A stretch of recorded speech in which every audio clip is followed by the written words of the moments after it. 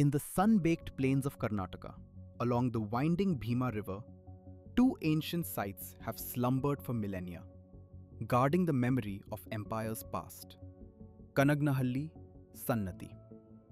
Together, they reveal one of the most extraordinary chapters in Buddhist history. For more than 2000 years, the face of Ashoka, the great Mauryan emperor, remained unknown, spoken of only through words carved on pillars and rocks. That mystery changed in the 1990s. During excavations at Kanaganahalli, archaeologists uncovered a limestone relief buried for centuries, the only securely identified inscribed sculptural portrait of Emperor Ashoka ever found. Above the figure, etched in ancient Brahmi, are the unmistakable words, Rāyā Asoko, King Ashoka. Kanaganahalli was no ordinary settlement. It was the site of the Adholoka Maha Chaitya, a monumental Buddhist stupa that flourished from the 1st century BCE to the 3rd century CE.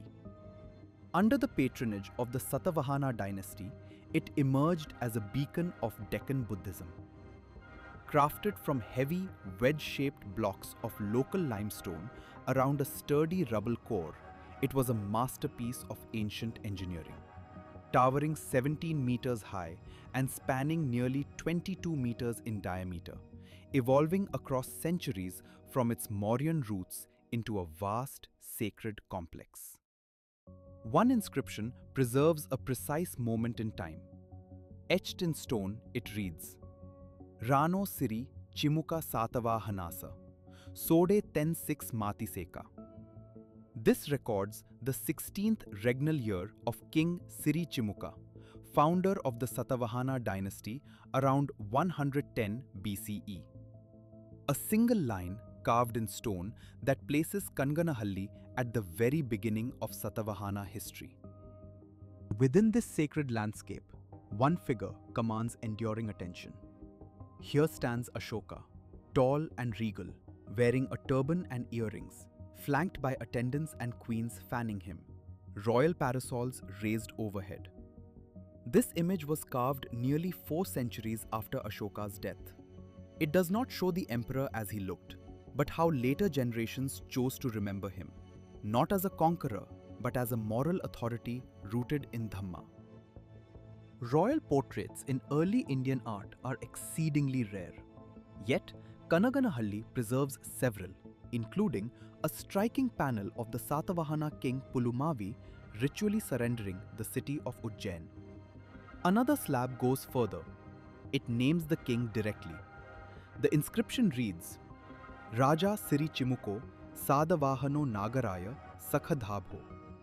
Here, King Siri Chimuka is shown beside a Nagaraja, the serpent king, as if power, protection and sacred authority were carved into the same stone memory. These images reveal that the stupa was far more than a religious monument. It was a space where kingship, power and Buddhist ethics were consciously recorded for eternity. The sculptures of Kanaganahalli narrate a rich Buddhist world. Jataka tales of the Buddha's previous lives, yakshas and nagas from popular belief, and scenes from the Buddha's journey. In narrative panels, the Buddha appears only through symbols: an empty throne, footprints, a riderless horse.